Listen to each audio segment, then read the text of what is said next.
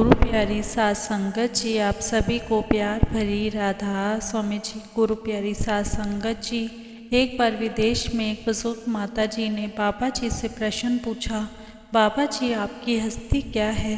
और साथ ही कहा कि बाबा जी मुझे लंबी चौड़ी बात भी नहीं, बस आप एक दो शब्द में कहें। बाबा जी बोले, माता जी मैं तो एक छोटा सा सेवादार हूँ। जब माता जी ने बाबा जी की यह बात सुनी तो उन माता जी की आंखों से आंसू बहने लगे, जैसे किसी ने नल की टूटी खोल दी हो। उनको रोता देखकर बाबा जी को अच्छा नहीं लगा। बाबा जी ने बात को बदलना चाहा। बाबा जी बोले, माता जी क्या आपको पता है मैं सेवादार कैसे बना? तब वह माता जी चुप कर गई और बाबा जी की बात को बड़े ध्यान से सुनने लगी। बाबा जी बोले, माता जी जब बड़े महाराज जी ने चोला छोड़ने का फैसला किया तो उन्होंने मुझे स्पेन से वापस अपने पास आने को कहा और बोलने लगे, गोगी तू मेरा एक काम करेगा? मैंने कहा, महाराज जी यदि मेरे करने लायक होगा तो मैं वह काम ज़रूर करूँगा। हजूर महाराज जी बोले, अब मेरी भोली भाली संगत को तुम्हें ही तो संभालना है। उनकी यह बात सुनकर मैं बहुत हैरान हो गया और वहाँ से उठकर चला गया। मुझे फिर हजूर महाराज जी ने पीछे से दोबारा आवाज़ मारी। कहने लगे, बेटा यह मेरा हुक्म है।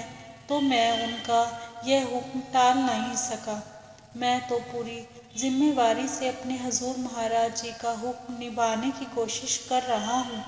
बाबा जी ने फिर कहा, अब बड़े महाराज जी इन फूलों को संभालने की जिम्मेवारी मुझे देकर गए हैं। माता जी ने फिर पूछा, बाबा जी इस सेवा से पहले आप कौन सी सेवा किया करते थे? तो बाबा जी बड़े प्यार से बोले, माता जी मैं इस सेवा से पहले कोई भी सेवा नहीं करता था।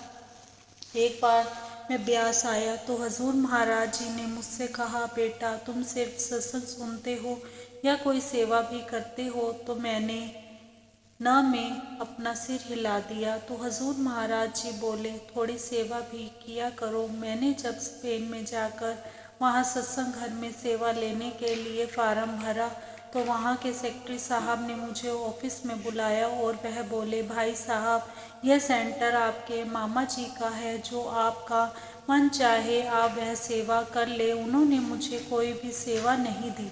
मैं बाद में वहाँ के इंचार्ज से पूछकर सैनिटेशन की सेवा करने लग गया था।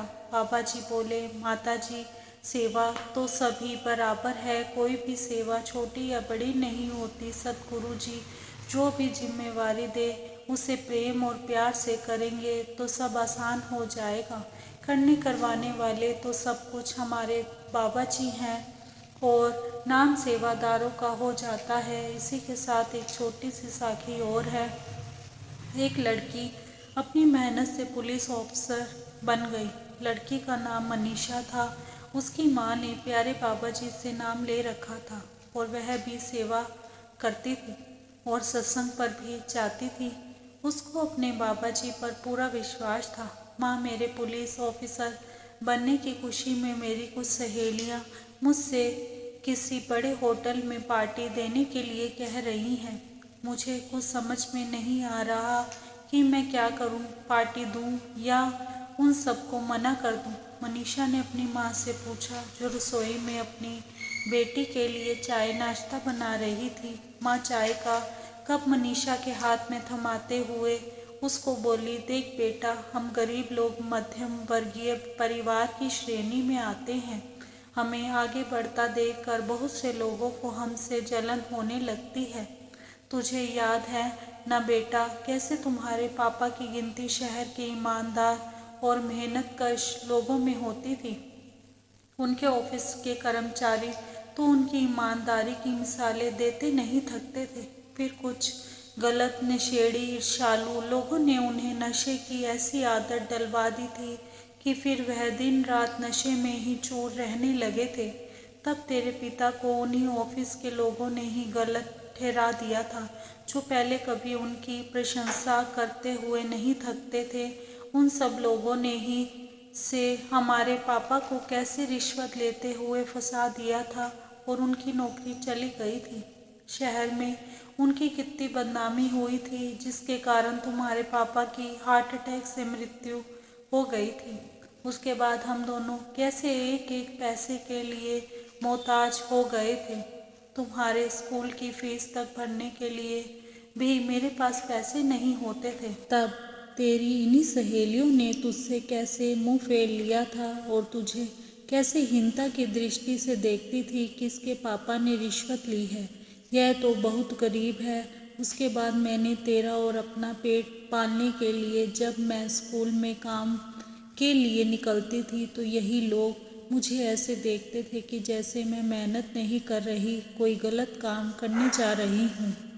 और तू भी जब रात को सड़क की रोशनी में बैठकर पढ़ाई करती थी तो आसपास के लोग हमें कितने ताने देते थे, यही लोग हम पर कितने ताने मारते थे। तुझे वह सब याद है ना बेटा?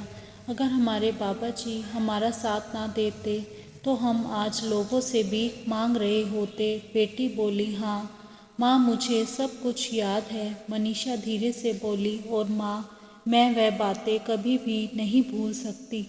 माँ बोली, बेटी अब तूने अपनी कड़ी मेहनत से यह पद हासिल करके उन्हें मुंह तोड़ जवाब दे दिया है, जो अब उनसे हजम नहीं हो रहा है। पहले तेरी ये सहेलियाँ भी तेरी वाहवाही करके तुझे आसमान पर तो बिठाएंगी ही, लेकिन बाद में तेरी एक छोटी सी गलती होने पर भी यह तेरी सहेलियाँ तेरी आलोचना करने में एक मिनट की भी देरी नहीं करेंगी। इसलिए बेटी, मैं तो तुझे बस यही समझा सकती हूँ कि तुम इन लोगों की चिकनी चुपड़ी बातों में कभी मत आना। मेरी यह बात तुम हमेशा गांठ बांध कर ध्यान में रखना कि तुझसे ऐसा कोई काम ना हो जिससे हमें समाज के द्वारा फिर प्रताड़ित होना पड़े। यह पार्टियाँ वगैरह करना तो बड़े लोगों के चोचले हैं। हाँ बेटा, जब तुझे पहली तनख्वाह मिलेगी तो किसी दिन ब्याज जाकर बाबा जी को धन्यवाद अवश्य कर देना और अपनी पहली कमाई में से कुछ सेवा पेटी में अवश्य डाल देना। हमारे घर के पास जो मंदिर है वहाँ पर मंदिर के बाहर बैठे गरीब लाचार लोगों की भी थोड़ी बहुत मदद भी कर देना बेटा, क्योंकि जब हमारे पास खाने को कुछ भी नहीं होता था तो मैं तुम्हारे लिए कई बार उस मंदिर से खाना लेकर आती थी। देखो बेटा, समाज सेवा से बड़ा कोई धर्म नहीं है। बाबा जी कहते हैं किसी की मदद करने में भी कभी निंदा नहीं होती बल्कि दुआएं ही मिलती हैं। तेरे पापा भी तो हमेशा ऐसा ही करते थे। कहते कहते उनकी आंखें नम हो गई। अपनी माँ के आंसुओं को पोंछते हुए मनीषा बोली, माँ, मेरी अच्छी माँ, मेरी प्यारी माँ, आप चिंता मत कीजिए। आपकी बेटी ऐसा कोई भी काम नहीं करेगी जिसकी वजह से आपको अपना सिर झुकाना पड़े। कहते हुए मनीषा अपनी माँ के गले लग गई और बोली, माँ, अगले हफ्ते राखी है और राखी पर ऑफिस से 2 दिन की छुट्टी भी है। चलो माँ, हम अगले हफ्ते शुक्रवार को ब्यास चलेंगे। बाबा जी जिन्होंने मेरी नौकरी लगवाई है उनका धन्यवाद करने वह दोनों बाबा जी का बहुत बहुत शुक्र करने लगे। माँ बोली, बाबा जी की दया से ही तो तू आज अपने पैरों पर खड़ी हो गई है और उनकी दया मेर से ही अब हमारे सारे संकट कट जाएंगे। वह दोनों बाबा जी का शुक्र शुक्र करने लगे। शुक्र मालिका, शुक्र दाते, आपका बहुत बहुत शुक्र। इसी के साथ इजाज़त चाहते हैं। कल मिलते हैं नई साखी के साथ। तब तक के लिए राधा स्वामी जी। अगर आपको साखी अच्छी लगी हो तो कमेंट बॉक्स में राधा स्वामी अवश्य लिखें जी और चैनल को सब्सक्राइब करना ना भूलें जी। धन्यवाद जी। राधा स्वामी जी।